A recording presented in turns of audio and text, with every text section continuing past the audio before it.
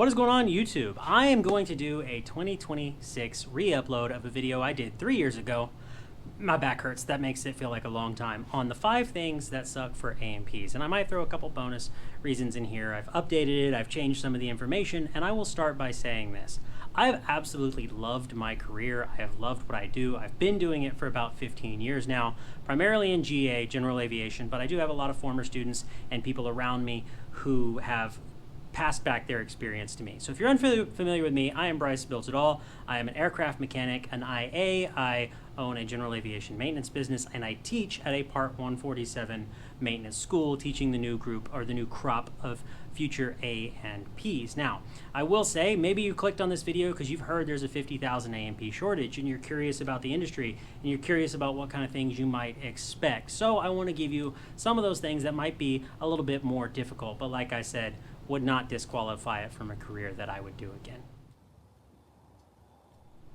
So the first thing on this list is still going to ring true from the last time I did this video, which is the weather, working outside, overall working conditions when it comes to the environment. Now, just like the last time, I will add a few caveats here before I get into this.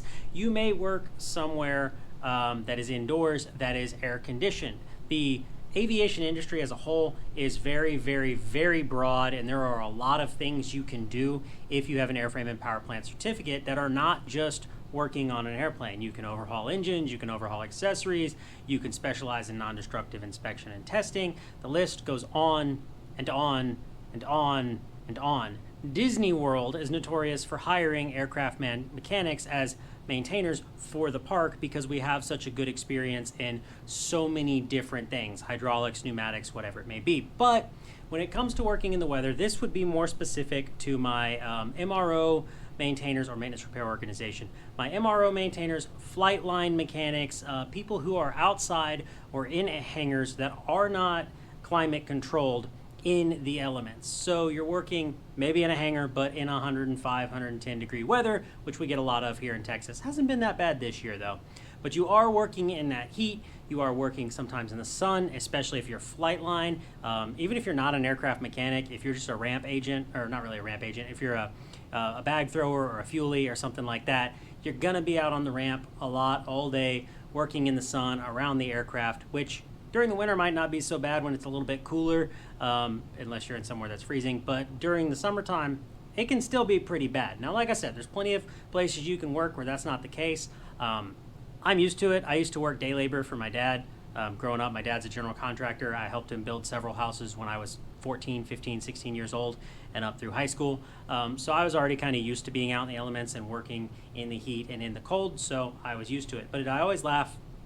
One of my former students, after they graduated the school here and got their A&P, shared a picture not long after. They decided to do contract work, and they got picked up for a contract in Michigan, and the contract went from like November to February, which is obviously when you do not want to be in Michigan.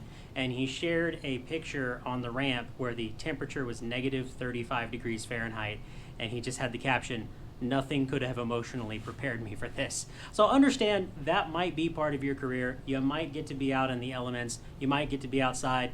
And if you don't like sitting behind a desk all day, if you don't like sitting in an office building staring at a computer, that's fine. That might be what's for you. That's actually going to lead me to a kind of a bonus on that first reason, which is the work environment itself. Typically in aviation, doesn't really matter where you go, doesn't matter if you're working at a major shop, an overhaul facility that's air conditioned, doesn't matter. The work is very fast paced. It's very, I'm not going to say physically demanding because it's really not, but it is very fast paced. It is very demanding on hours, on the amount of time you put into your shifts and where you're going. And the aircraft has to get delivered on time. The component has to get delivered on time. There's schedules to meet, whatever it may be. Now, is it the most stressful career in the world? Absolutely not. But there is a lot of liability in signing your name to something as being completed in accordance with the instructions and being correct. And if you are making mistakes in your maintenance and what you're doing that lead to an accident, you might kill a lot of people and you might end up in prison for that.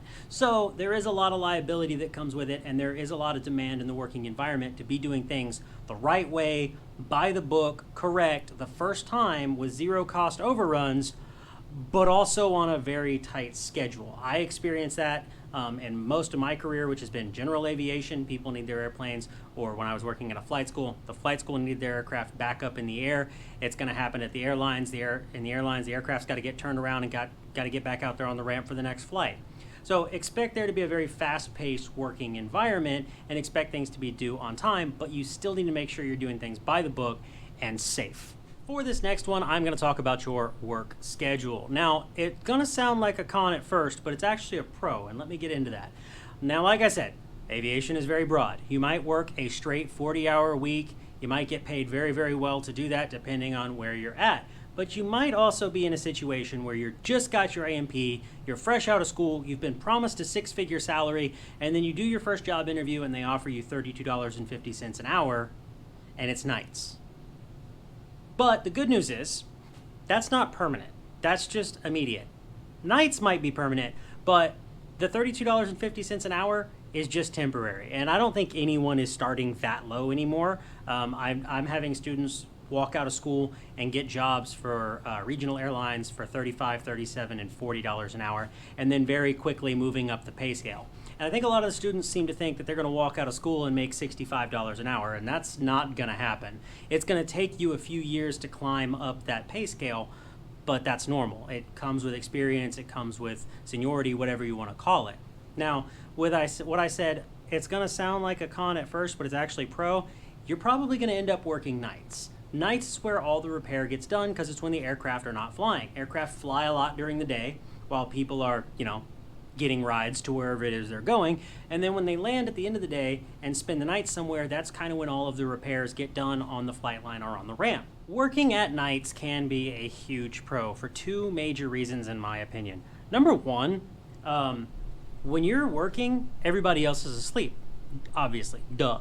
But when you're off of work in the late hours of the evening, in the early hours of the morning, everybody else is out of work. So there's not a lot of traffic on the roads when you're trying to get home or trying to get to where you're going, and it's very easy to schedule doctor's appointments and visits and whatever it may be during that time of the day when you're not at work if you worked overnight. So that part of it can be actually pretty easy. Like I said, you don't have to take time off work just to go to a doctor's appointment. Also, when you work nights, the airplane is not baking in the sun if it is outside. And this would apply to general aviation, this would apply to charter operations, this would apply to major airlines, doesn't matter. But the aircraft is not sitting out in the sun all day, so at nighttime, you can actually touch it without burning your hand. You would be surprised how hot an airplane can get, both inside the fuselage and on the surface when you're trying to work on it when it's been out in the sun. Even when you've brought it inside the hangar and it's been sitting inside the hangar for a few minutes, it's still holding a lot of heat inside the cockpit cabin and on the airframe. So when you're working at night, you don't really have that problem.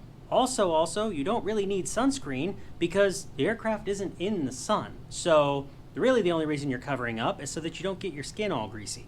For my next reason, and I mentioned this in the last video, it's still a very, very small world. Aviation as a community is still a very small community. So the decisions you make and the quality of work that you put out at any given location that you work at will follow you to your next job.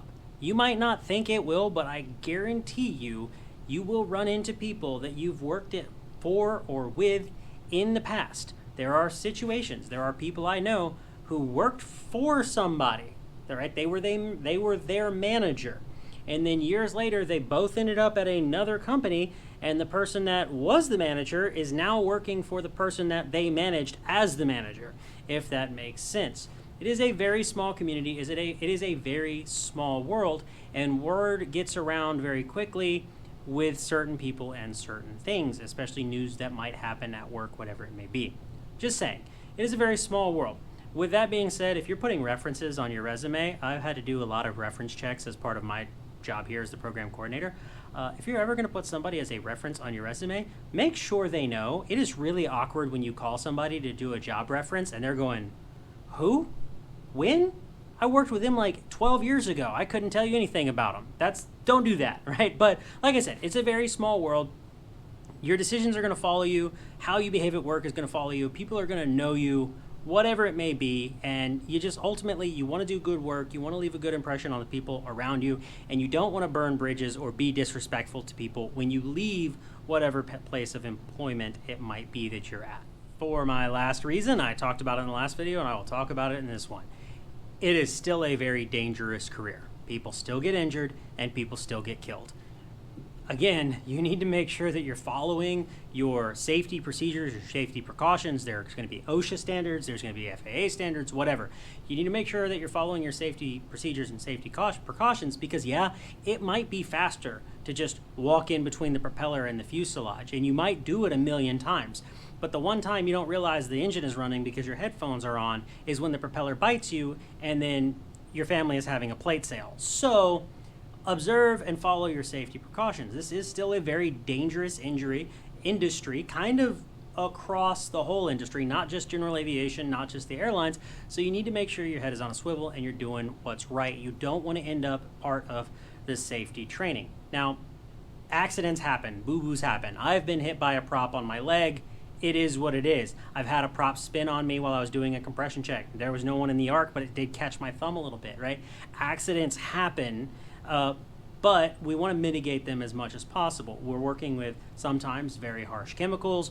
We're working in difficult work environments. You don't want to have a heat stroke. You don't want to have an accident, and you certainly don't want to cause an accident. So make sure you're following your lockout, tagout procedures. Please, I don't want to hear any more accident reports. So there you go, everybody. That is going to do it all for the re-upload on this video. Thank you so much for watching. Leave your thoughts down in the comments. Like I said, I have absolutely loved my career and the stuff that I've done, and don't think that just because I'm being a little negative here that I don't feel that way. I've loved it, but there's good and bad with everything. That's kind of what makes life enjoyable. So with that being said, thank you so much for watching. Make sure you go on Ye Olde website on the store down below. Get yourself a shirt. I'm wearing my Mustang shirt right now. I've also got a couple new ones out.